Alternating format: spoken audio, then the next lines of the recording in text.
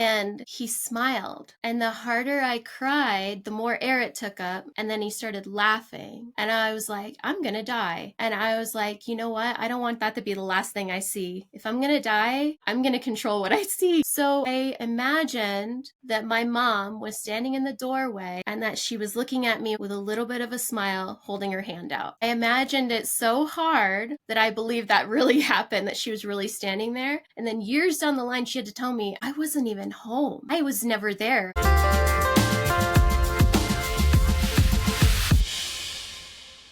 Hi everyone, welcome.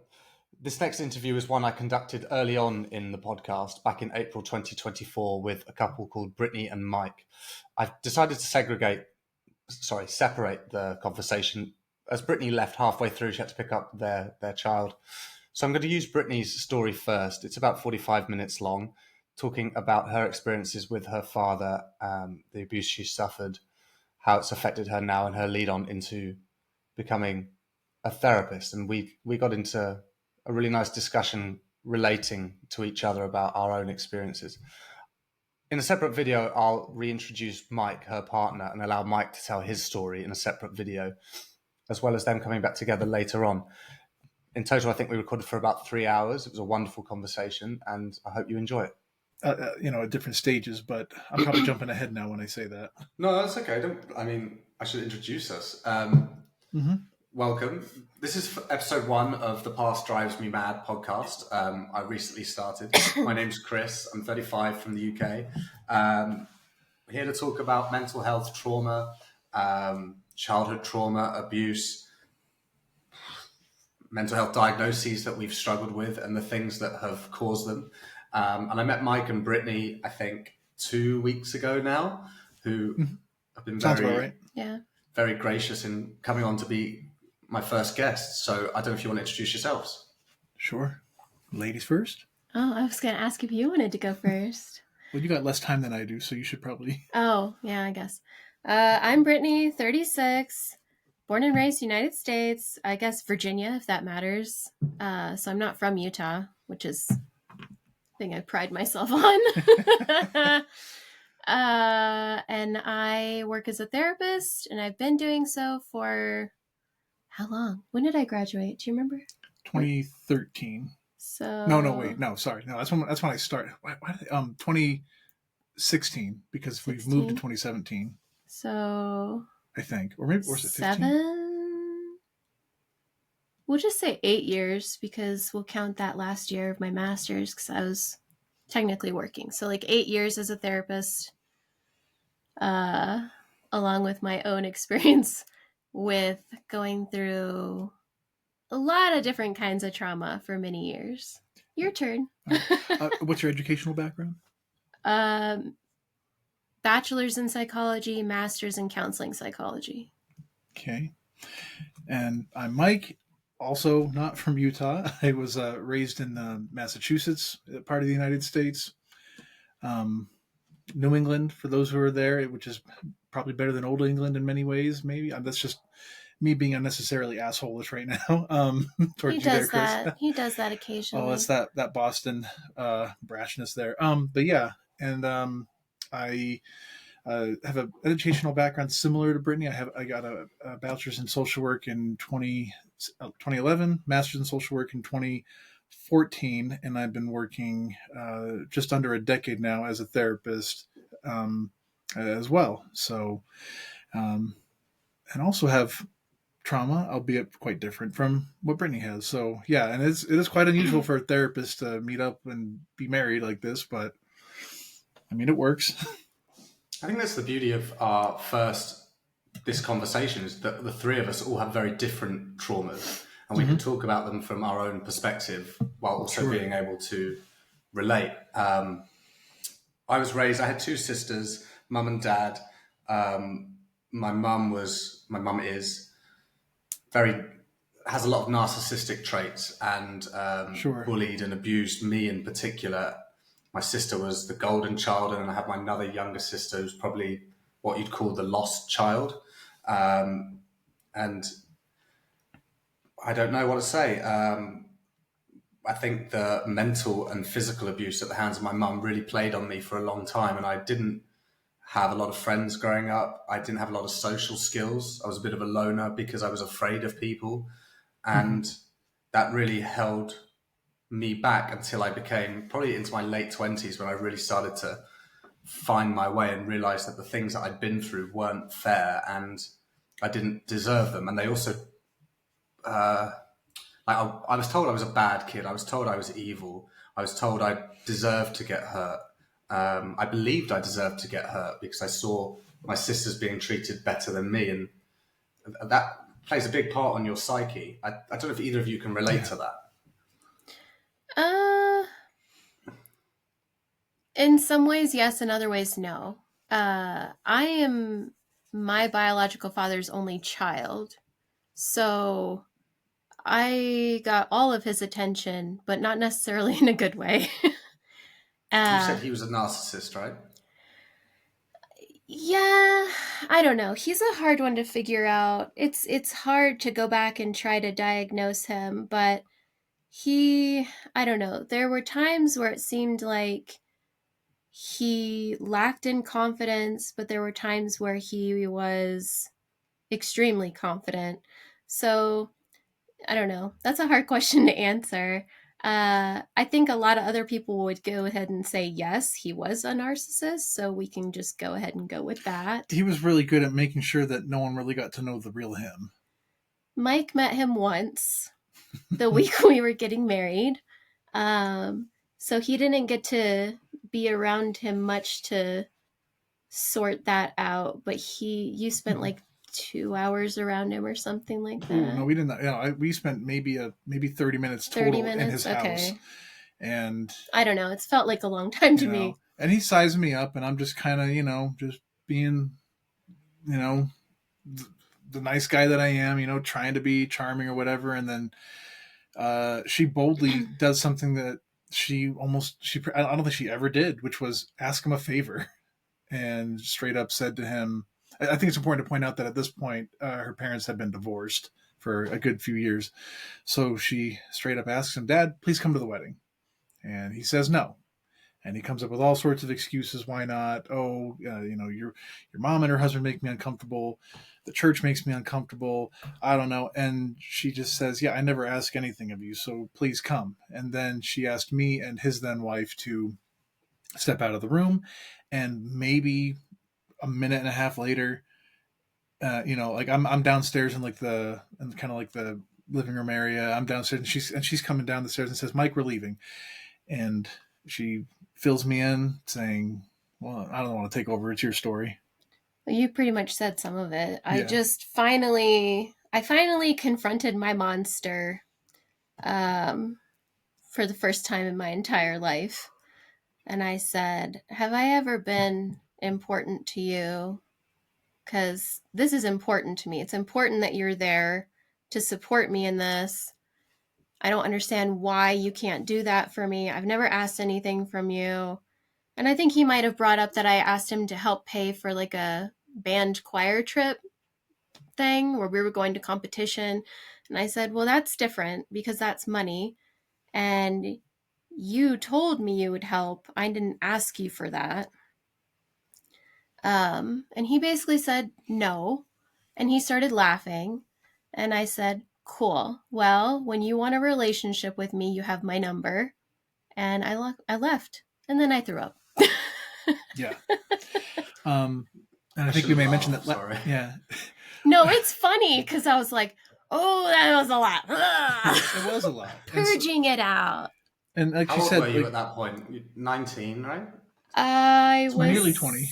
I was 19 because but you were days away from being 20. it was I was days away from being 20, but it was a few days before that. And the reason we know this is because, as we mentioned, so last week was the 16th anniversary of our being married together.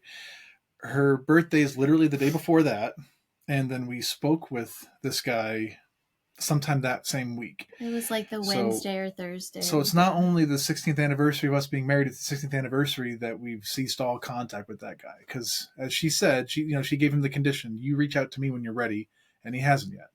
And there's been a couple times throughout where she molded over, asked, like, should I reach out to him? Should I let him know that when our son was born, nearly 13 years ago, she asked, should we let him know that he's a grandfather now? And I said, look, you do what you want. Like, I'm not going to tell you what you're supposed to do with your dad. But what I'm going to say is this. I think that if you reach out to him, even just to tell him, hey, by the way, you're a grandfather now, you got a grandson, his first response is probably going to be, I knew you'd be the one to crack. So, I mean, that's not. Probably. It's a power game, isn't it? And what's interesting is that I think a lot of people go through that when you go no contact with a family member. It's already very alien generically, and most people are quite close with their family unless you're like us, where you have that distance. And I think there are a lot of people who debate whether they should go back. Should they do something? Is it my fault? You start to doubt yourself. Did I get it wrong? I mean, I now haven't spoken to my mum for coming up on 3 years, and it'll be the second stretch of about 3 years where I haven't spoken to her. And this time, well, I've got to the point where my mum is not a good influence on my life, and I don't wish anything bad on her. She had too many chances. She failed me too many times, abused me too many times, didn't take care of me like your father. So I understand, and I'm sure a lot of people watching probably understand. I'm really sorry that you understand it like I do, I guess, Brittany. Yeah. Well, it's just life. It's just a part of life. So you kind of just learn that was a part of your journey. So that's how I see it. I don't see it as I had it better or worse or woe is me or any of that. It's just a part of my journey. This is just how my life turned out to be, and I've had better things come along because of the path I was on. I mean, I met Mike because, well, in part because I wanted to spite him, because I was like, all right, where do I want to go to college? And I wanted to go out west. I wanted to try my hand at it, move away to the other side of the United States. And I didn't ask for any help with money or anything. I applied for scholarships. Oh, well, you'll never make it. You'll come back home. You'll fail. That's all I heard from him. You can't do it. And I was like, I've been hearing that my whole life from you, that I'm worthless, that you wished I was never born, I'd be better off dead, that there was nothing good about me. And I was like, you know what? I'm going to do it. And I'm going to prove you wrong. And I'm going to graduate, and I'm going to do it early. And I'm going to do it with a great GPA. And you're going to see. You're going to see. And you're not going to be invited to the graduation. And I did it. I met Mike there. I finished in 3 years by doing like 20 credit loads, in a bunch of semesters. I finished with a really high GPA, and it impressed the programs I applied to for my master's enough that I pretty much got into all of them, except for one that messed up the paperwork.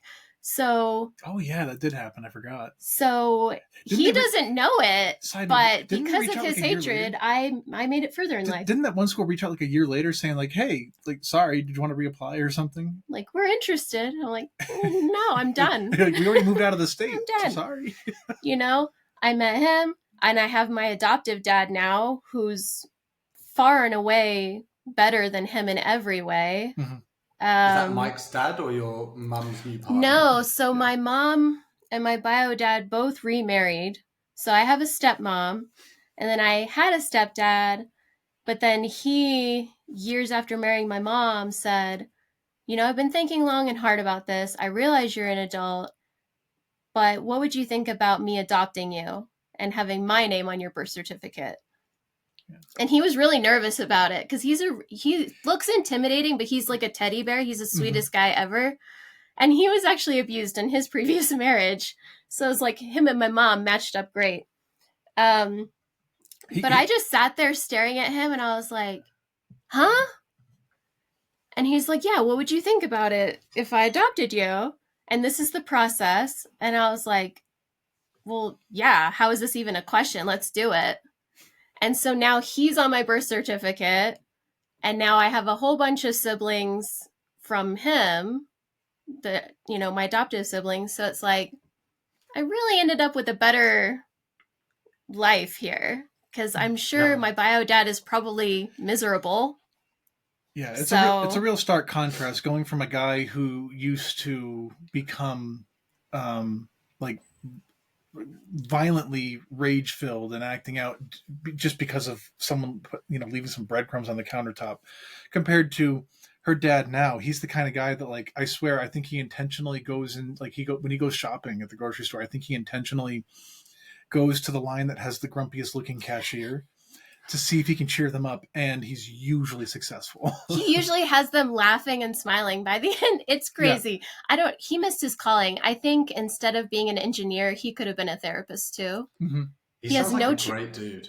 Oh, he's Oh, awesome. mm-hmm. No training, and he'll like talk to me, and I'm like, why Yeah. aren't you a therapist? And he'll just start giggling. It's funny. Yeah, there's plenty of times where, like, the family, her side of the family will, like, have some kind of issue. So they're like, okay, let's meet up. Let's make sure that Mike and Brittany are there so they can offer us their advice. But more often than not, her dad is the one that ends up chiming in, and we'll kind of look at each other thinking, this guy has no formal training, but he's an absolute natural. Like, if he had our training, he'd be unstoppable.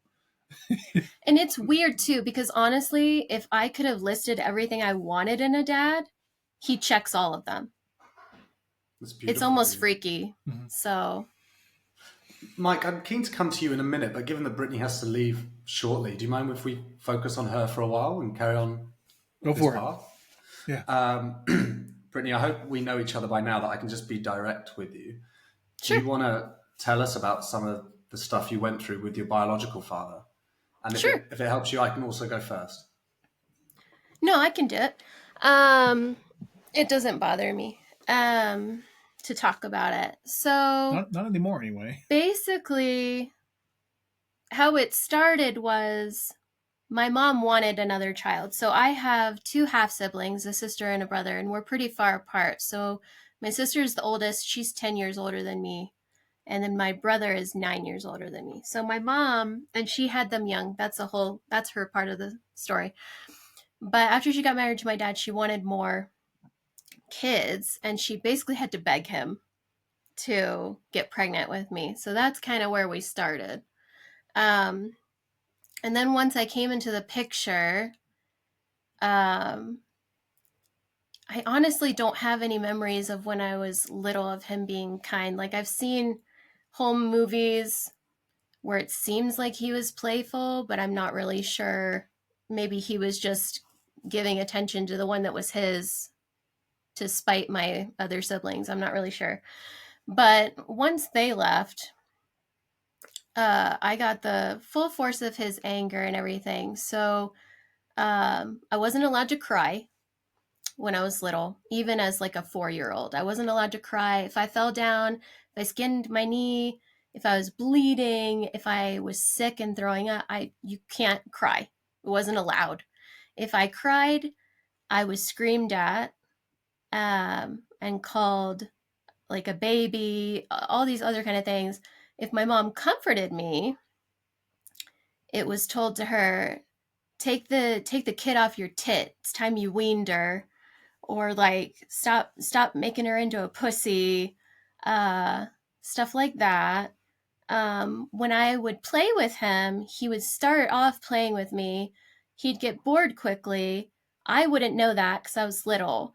So like I'd be cuddling with him, doing something, and one time he got tired of cuddling and he shoved me off the bed. My head hit a dresser and I fell on the floor and I started crying because that's what you do when you get hurt as a kid.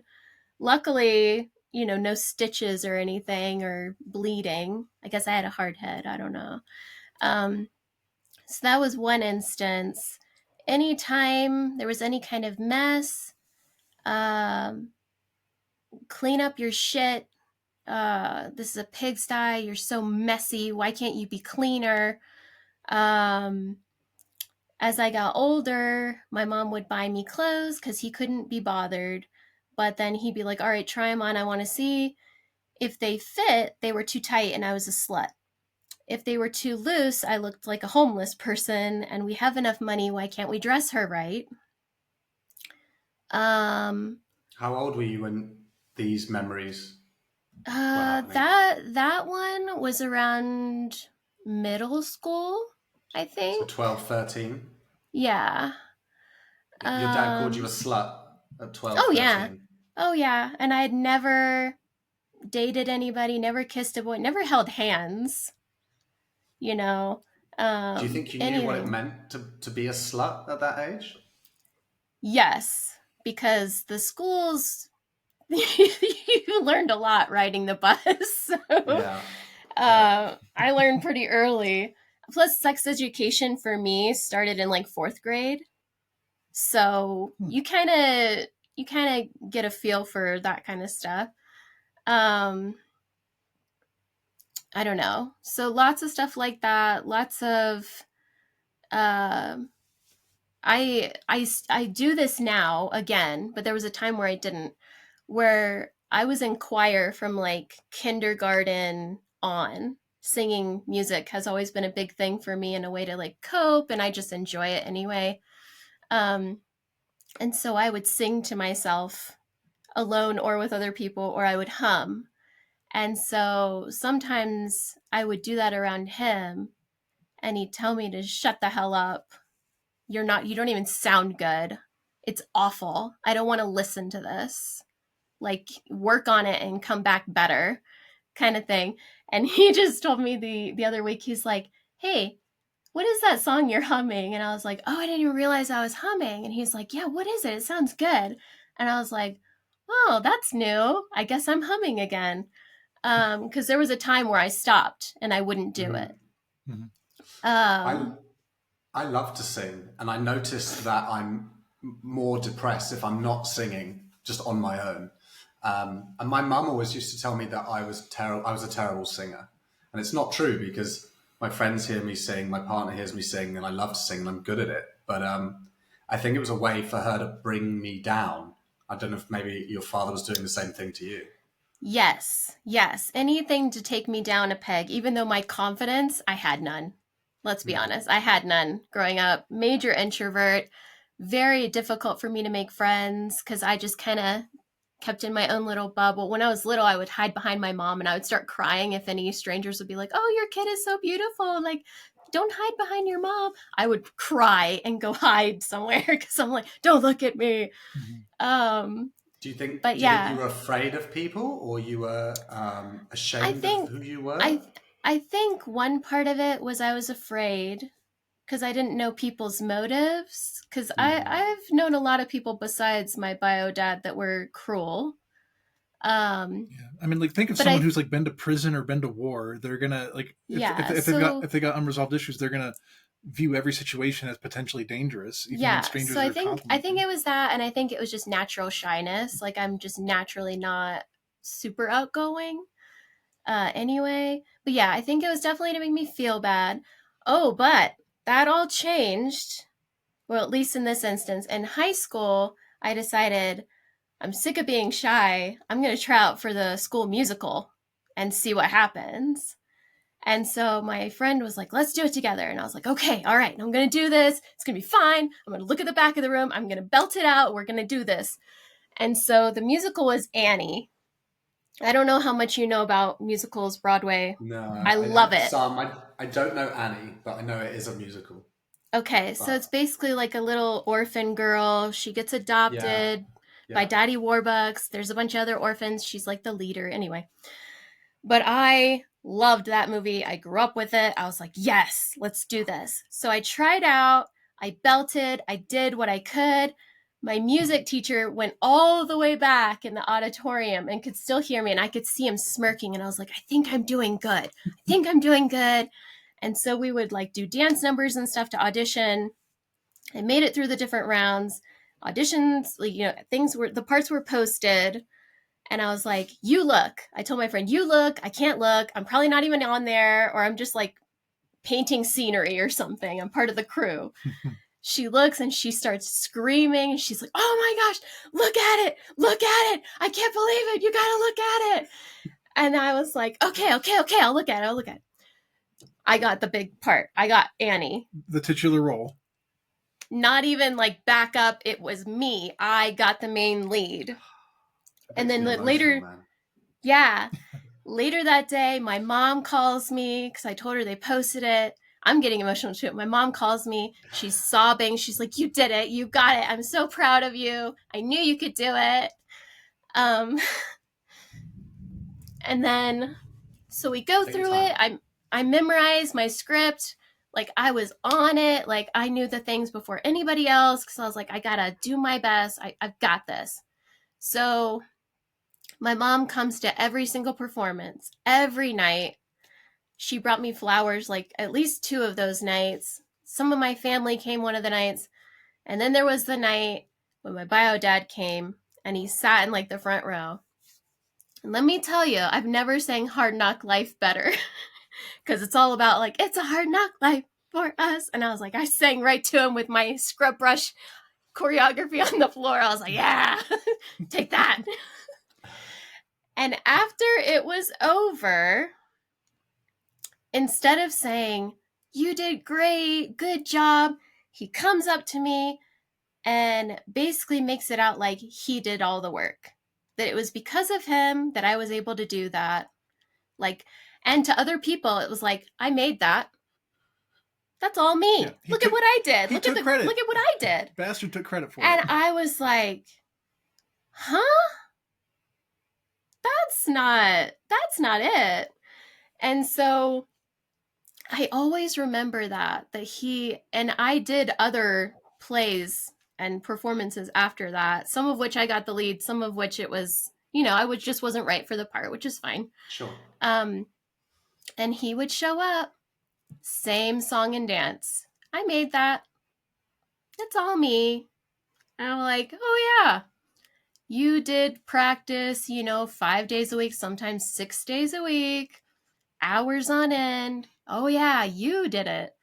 So that was the only time he kind of changed his tune. But again, it was all about him, nothing about me. When people would compliment me, like his friends or family would compliment me, it was like, yeah, I made that.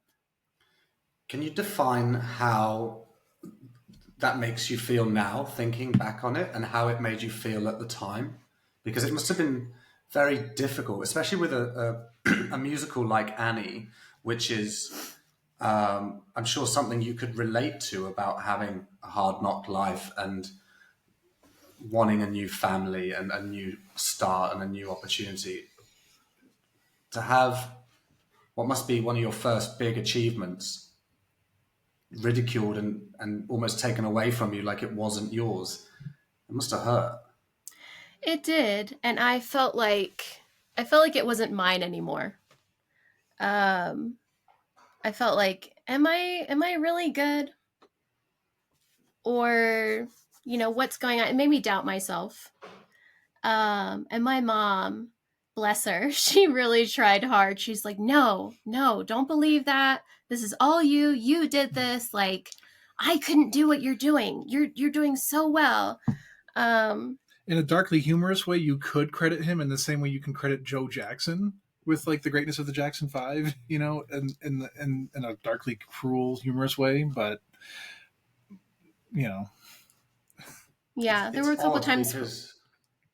It's odd because we we get our heritage from our environment, and so I mean you wouldn't be here without your dad. But like you said, he's done nothing but put you down and discourage you, and he doesn't put in the hours, and he hasn't been sat in his room lonely and sad, so you sing to yourself, and that's where you get better at singing. And Yeah. I'm sorry to hear that, mate.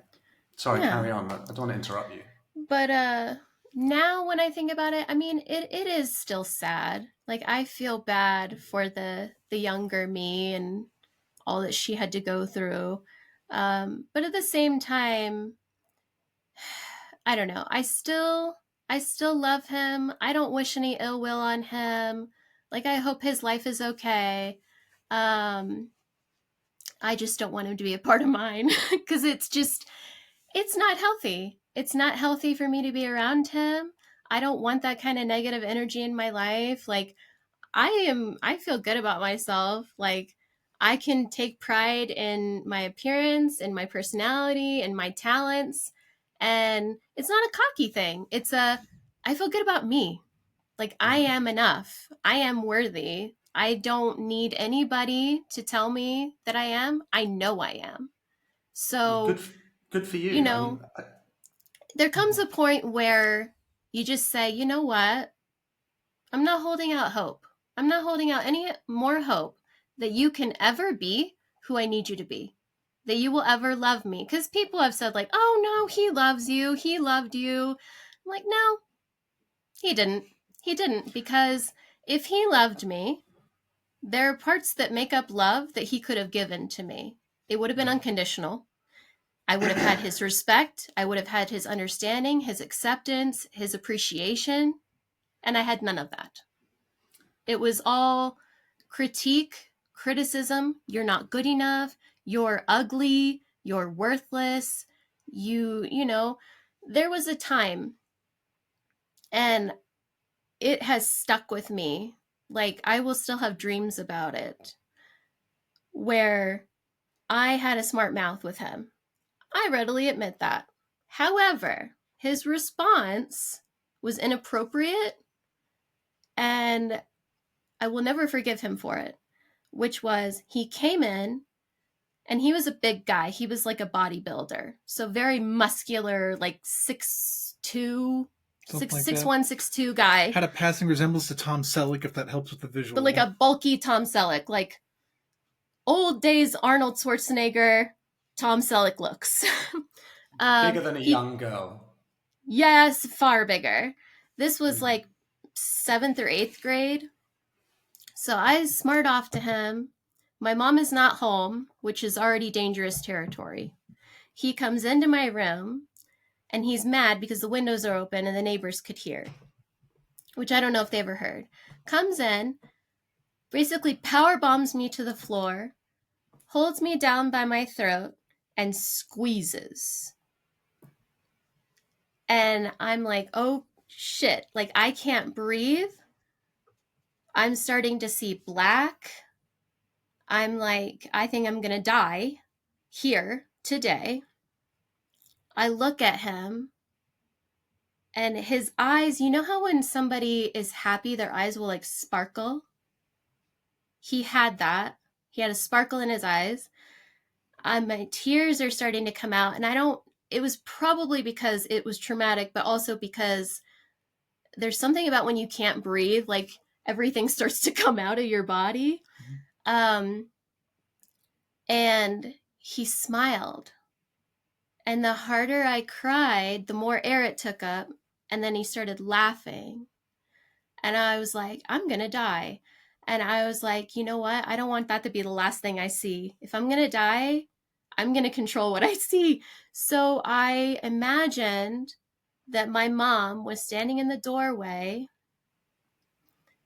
and that she was looking at me with a serene look on her face, with a little bit of a smile, holding her hand out. You didn't always know it was your imagination, though. I didn't, though. I imagined it so hard that I believed that really happened, that she was really standing there. And then years down the line, she had to tell me, I wasn't even home. I was never there. I would have stopped that if I was there. And I was like, oh crap, you're right. You were never there. But I was like, this is not going to be the last thing I see if I'm going to die. I want it to be her face because I know she loves me and that she would protect me. And I feel safe with her. Which is odd because she couldn't protect herself from him. But that's one memory I will always remember him by. That always sticks with me. Whenever and he did that whenever it was like a truly like vicious moment, there was always a smile or a laugh. Like the time where I asked you to leave the room the week of our wedding, when I was talking to him and I was almost in tears, but I was like, I'm not crying in front of him again. Right. He laughed. Yeah. And he laughed when you were in the room too, right? I'm pretty sure he did. We talked about something and he chuckled. I remember a few key points. I know he was trying to, he was trying to do the whole charming, like, oh yeah, you're marrying my daughter kind of thing, and trying to be charming, but also like just an edge of intimidation. But like, we're to take care of my daughter, but it's like, But I You mean, don't yeah, give a that shit. I knew the person he was before going in to meet him, so I was just trying to keep it cool and my takeaway from him is that monsters can hide in plain sight. They can put up a good front so no one knows that they're a monster except you, because they show a good face to everybody else. That, he was violent. I mean, I got shoved up against walls, thrown across rooms, shoved off of beds. My head was hit. I had bruises, of course, where no one could see. I was put down constantly. I was made to feel like I meant nothing to him and nobody, and no one would ever love me because he didn't, because I was a mistake. Those were the takeaways from him. Violence, hatred, and just viciousness. That's all. Like there was no love, there was no hope, I to be quite honest, and I still feel this way, I have a odd relationship with my adoptive dad because I don't know what it's supposed to be. I don't know what a father-daughter relationship is supposed to be like. I have no clue. So I'm working from scratch, and I'm like, I've told my adoptive dad, I was like, I know I'm weird.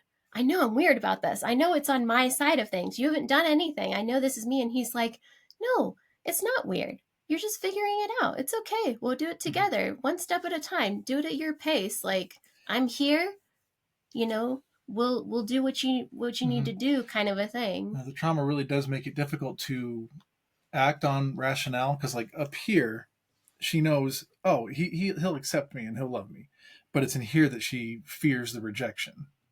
Well, and it's not just my bio dad. It's like adult men who, well, he did what he did, but there were adult men in my life who disappointed me in one way or another, that did wrong by me one way or another.